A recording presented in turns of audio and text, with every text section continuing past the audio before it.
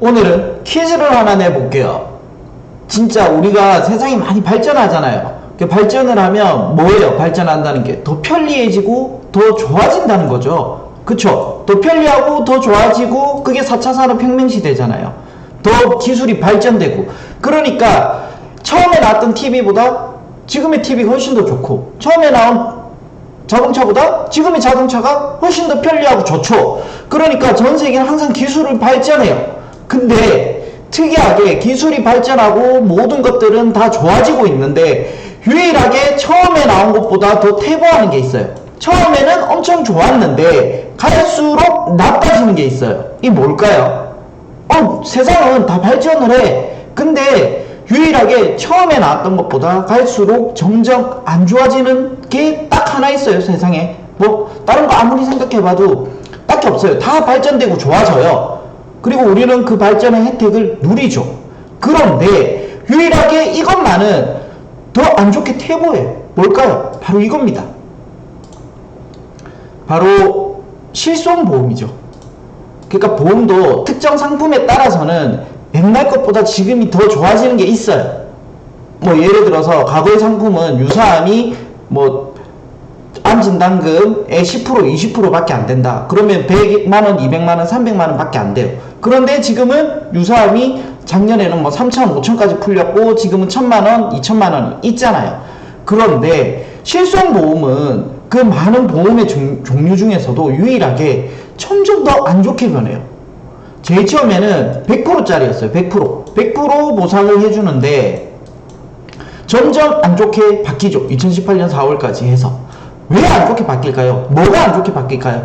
정말 안 좋게 바뀐 것들이 이렇게 많이 있어. 많이 있는데 그 중에서 우리가 크게 안 좋게 변했다고 느끼는 부분 중에서 제일 대표적인 게 뭐냐면은 바로 우리가 병원비를 보면 급여 비급여가 있죠. 그 중에서 제일 처음 나온 실손보험은 급여 비급여 상관없이 100%다 보상을 해줬어요. 내가 나온 병원비, 입원비나 통원비를. 그러다가 이게 10%로 바뀌었어요. 비급여는 급여 비급여가 90%에서 10%가 줄여서 100%짜리가 90%로 바뀌었어요.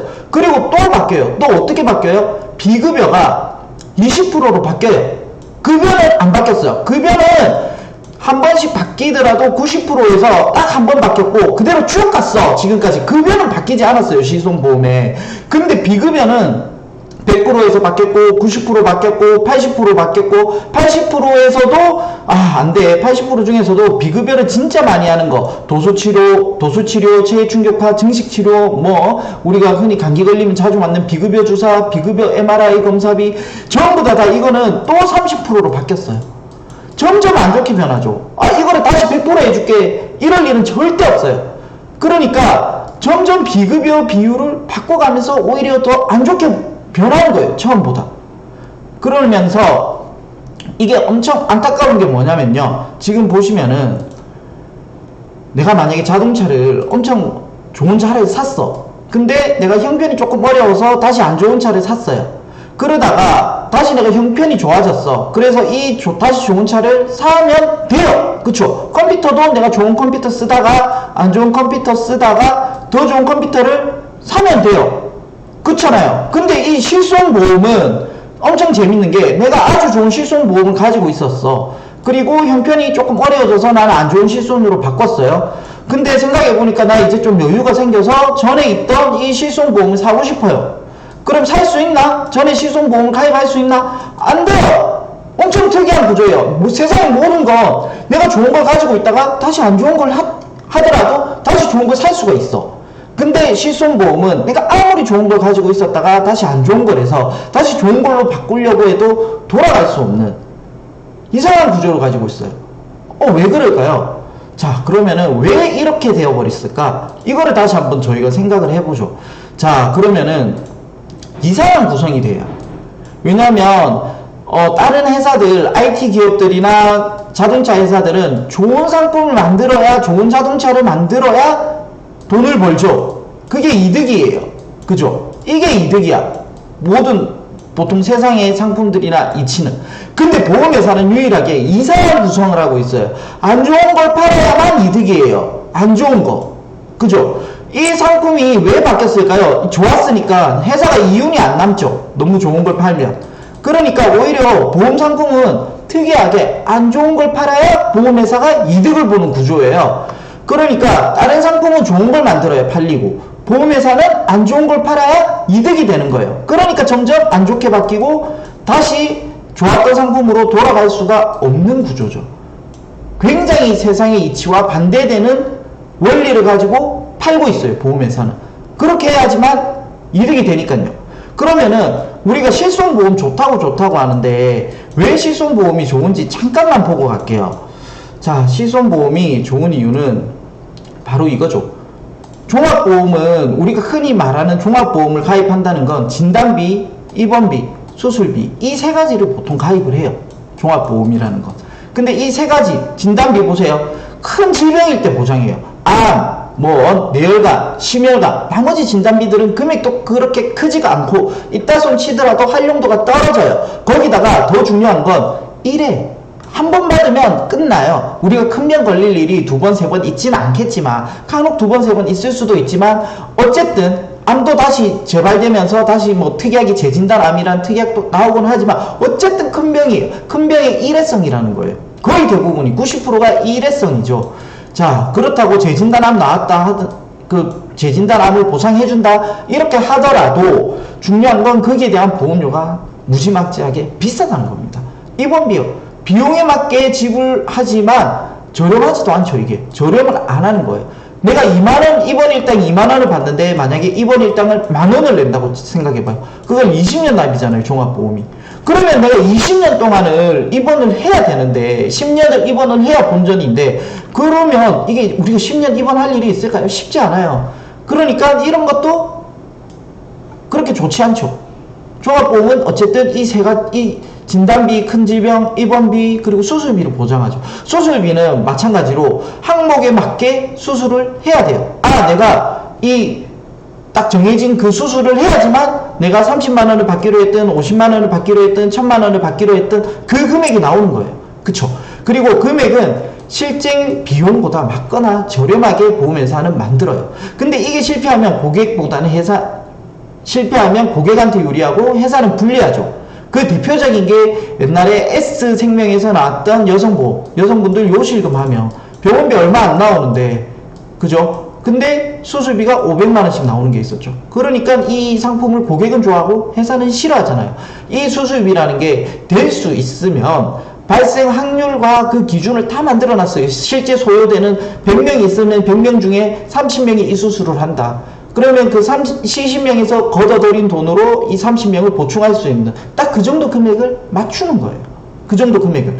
근데 그 계산이 실패하면 이제 고객이 유리하고 그 계산이 거의 맞아떨어지면 회사가 유리할 거예요. 보통 그런 구조죠. 그러니까 잘 보세요. 근데 입원, 수술, 진단비, 큰 질병의 진단비 이게요. 우리가 평소에 병원 가면 이 일이 벌어지나요? 여러분들? 아니죠. 의술이 발달하니까 이것들을 안 하고 더 간단하게 치료하는 걸 훨씬 더 많이 하잖아요. 감기 걸렸다고 입원 거의 안 하죠. 수술 안 하죠. 그죠? 수액 정도 맞는 거죠. 그러니까 이게 비급여 주사잖아요.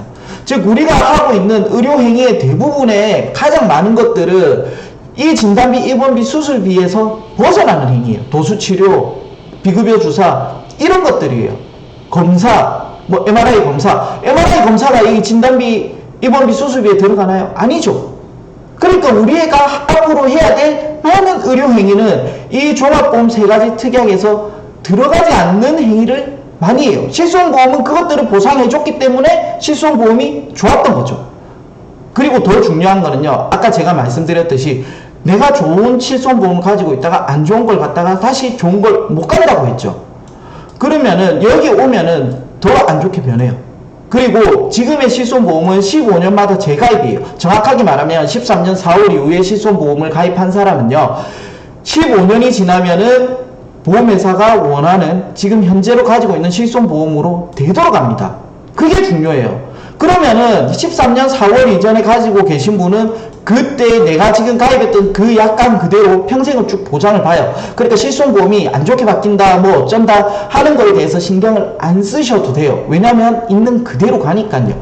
그런데 13년 4월 이후에 가입하신 분은 15년마다 재가입이니까 13년에서 13년 5월에 가입하신 분은 28년 5월 때 그때 그 당시에 실손보험 약관을 따르게 돼요. 변형이 돼요. 그럼 28년 5월 달에 실손보험이 엄청 안 좋아. 비급여를 70% 해주던 걸 내가 50%로 바꿨어.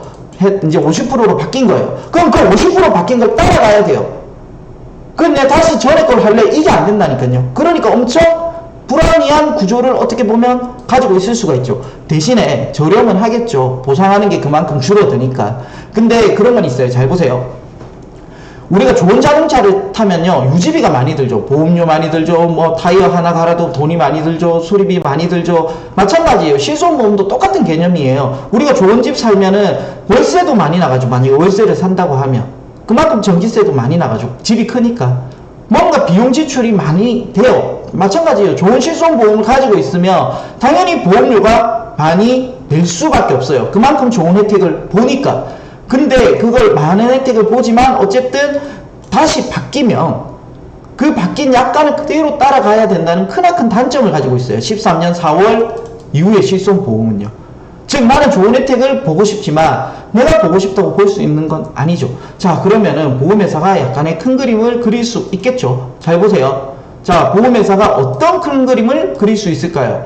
그렇게 어렵지 않아요. 자, 비급여를 50%로 만약에 만들었다고 합시다. 손해율이 너무 높아서. 자, 그러면은 지금은 실손보험 하나만 있으면 수술비를 따로 안 넣어도 됐어요. 왜냐면 실손보험에서 90% 80% 해줬으니까 굳이 내가 수술비 보험료 내는 걸 아껴서 이 80%만 받아도 큰 손해는 아니다 라는 생각이 들 수가 있어요. 그런데 만약에 이걸 50%로 바뀌었어요. 그러면은 내가 수술비가 만약에 500만원이 나왔어. 그 중에서 비급여가 만약에 300만원이에요. 근데 이 보통 비급여라는 게 아무래도 비급여 수술 중에서 간단하고 편리하고 그런 수술이 많아요. 우리는 그런 수술을 많이 원하잖아요. 간단한 수술, 빨리 회복되는 수술, 그렇게 뭐 칼을 째지 않아도 뭐 치료가 되는 그런 수술을 원하잖아요. 그런 수술은 비급여 수술이 많아요.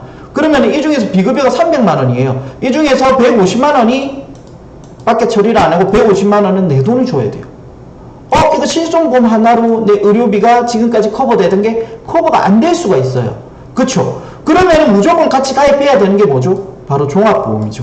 종합보험에 아까 전에 말했던 수술비를 가입을 해야 돼요. 왜냐면 보험회사는 정말 힘든 게 인구가 없어요, 우리나라. 그러니까 신규 가입자가 점점 줄어든단 말이에요. 그러면은 고객들 돈 받아서 과거에는 고금리에서 많은 돈을 굴릴 수 있었는데 이제는 저금리예요. 돈 굴릴 것도 마땅치 않아요. 그리고 전에는 하나에 소속된 설계사들이 자기 상품 회사를 많이 팔아오면 되지만 이제는 그게 아니죠. 인터넷 비교하죠. 그 GA라는 대리점의 설계사가 제일 좋은 상품을 소개하려고 해요. 고객들한테.